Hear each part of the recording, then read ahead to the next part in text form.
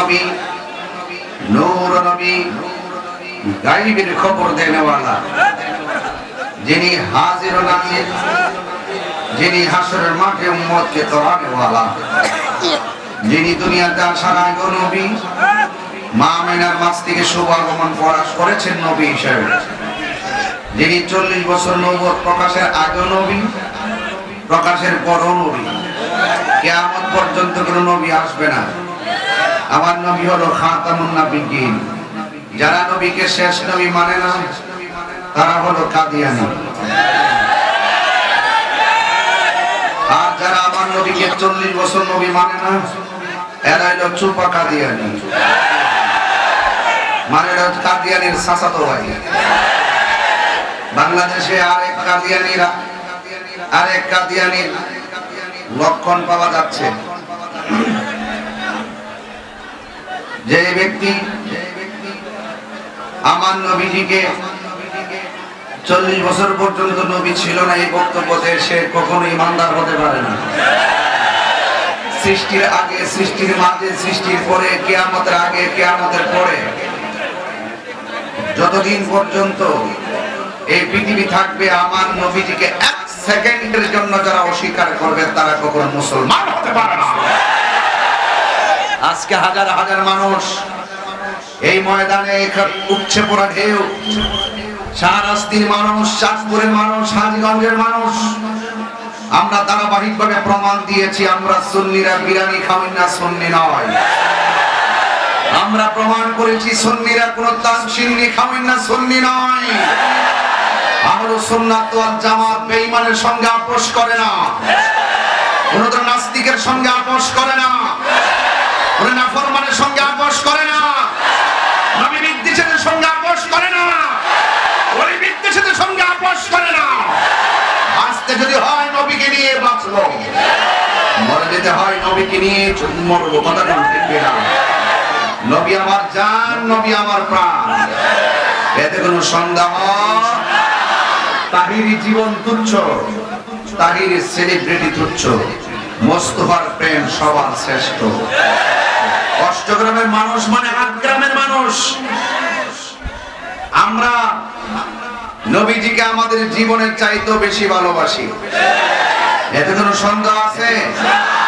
যারা আমার নবীকে 40 বছর নবী মানতে চায় না, এরা নিঃসন্দেহে ফিতনাবাজ এবং নাফরমান, কথা কোন ঠিক কিনা?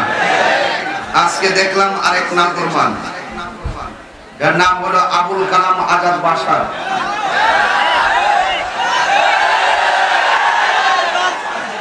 আমি আহমদুল্লাহ সাহেবের দর্শি বিজ্ঞান শায়েখ পাড়ায় আগুন লেগে গেছে। ঘুমার ঘরে কেমনে আগুন লাগাইতে হয় আমরা দিয়াশ লাইট বা ম্যাচ লাইটের চুলার আগুন বিশ্বাস করি না। চুলার আগুন লাগলে ফায়ার সার্ভিস দিয়ে পাইব।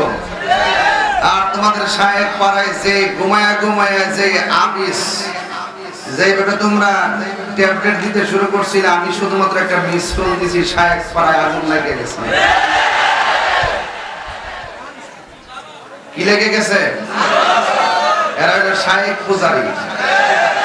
আমি নবীর পক্ষে কথা বলছি, এরপরে তাদের শায়েখের পক্ষে সাফাই গায়ে আমাকে ব্যক্তিগত আক্রমণ শুরু করছে, কথা কোন ঠিক না?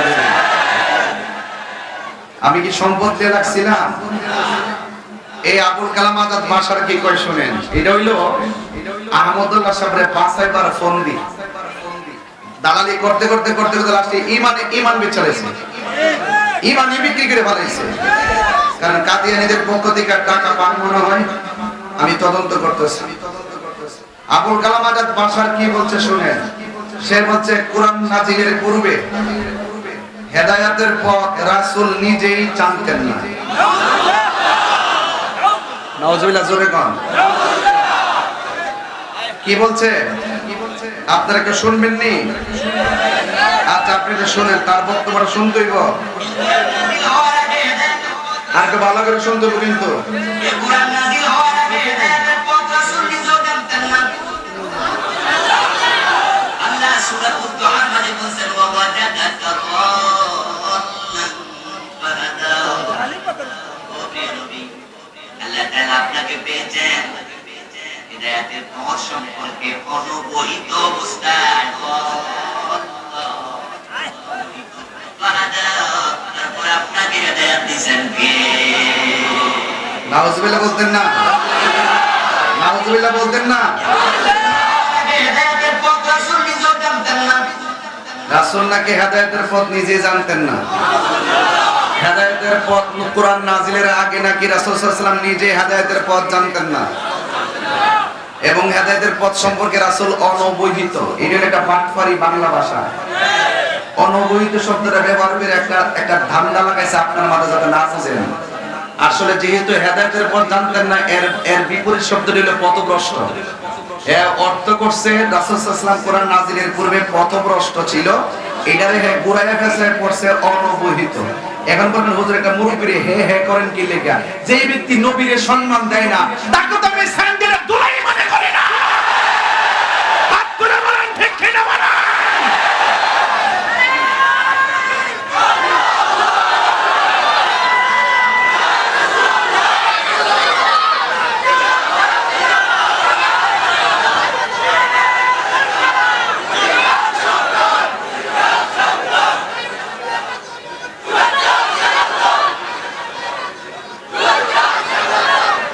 হাজার হাজার মানুষ, আমি আপনাদের কাছে জানতে চাই আমার নবীর কোনো গুনাহ আছে? শুধু আমার নবী না, সমস্ত নবীগণ কি গুনাহগার নাকি মাসুম? এই দালাল গুলো হলো মওদুদির দালাল। এটা একদিনে হয় নাই। জামাতকে আমরা কেন পছন্দ করি না? একটা মাত্র কারণে, জামাতের প্রতিষ্ঠাতা আবুল আলাহ মওদুদি নবী বিদ্বেষী। এরা মওদুদি নামের পর রহমাতুল্লাহ আলাইহি শব্দ ব্যবহার করে। সাবধান বলে দিলাম, মনে রাখবা আগের দিন শেষ, বাবা শাহজালালের বাংলাদেশ। আমরা মুক্তিযুদ্ধের চেতনায় স্বাধীনতার সপক্ষে, রাষ্ট্রের সম্প্রীতি নিয়ে ভাবি, ধর্মের সম্প্রীতি নিয়েও ভাবি। কথা বলেন ঠিক না? এই জন্য দেশটা এই জন্য স্বাধীন হয় নাই। দেশটা স্বাধীন করেছে আমরা, আমাদের বাপ দাদারা যে স্বাধীন করে গেছে। এই ইসলাম যার জন্য যার যেমনি মন চায় এমনি ব্যবহার করতো। হ্যাঁ, বলতে বলতে বলতে বলতে বলতে বলতে নবীর শান যেখানে পায় সেখানে খাটো করে কথা বলে। আরেক দালাল হইল আমির হামজা, তিনবার কণ্ঠী।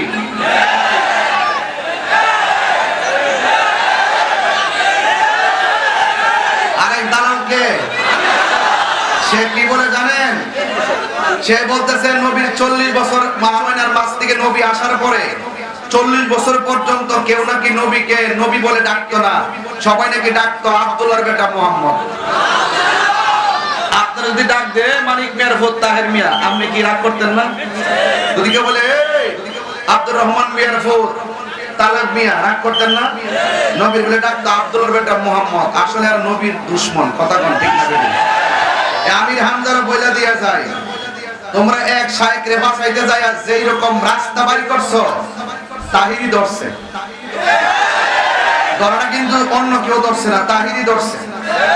তাহিরি কাউকে ধরে না, ধরলে কিন্তু ছাড়ে না। এটা মাথায় রাখতে হবে। আমি আমির হামজাকে বলতে চাই, ভাবছিলাম শুরু হয়ে গেছে। তুমি যে বলছো নবীকে 40 বছর নবী বলে ডাকতো না, আমি প্রমাণ করে দিব। আমার নবীকে 40 বছর আগেও নবী বলে ডাকতো, রাসূল বলে ডাকতো, খাতামুন নবীন বলে ডাকতো, সাইয়্যিদুর রাহমাতুল আলামিন বলে, এবং আমার নবীকে সাইয়্যিদুল আলামিন বলে ডাকতো। জোরে করুন সুবহানাল্লাহ। এই জন্য ওই নবী বিদ্বেষীদের কাছ থেকে যদি বাঁচতে চান, আজকের মাহফিলটা বাড়িতে নিয়ে যান।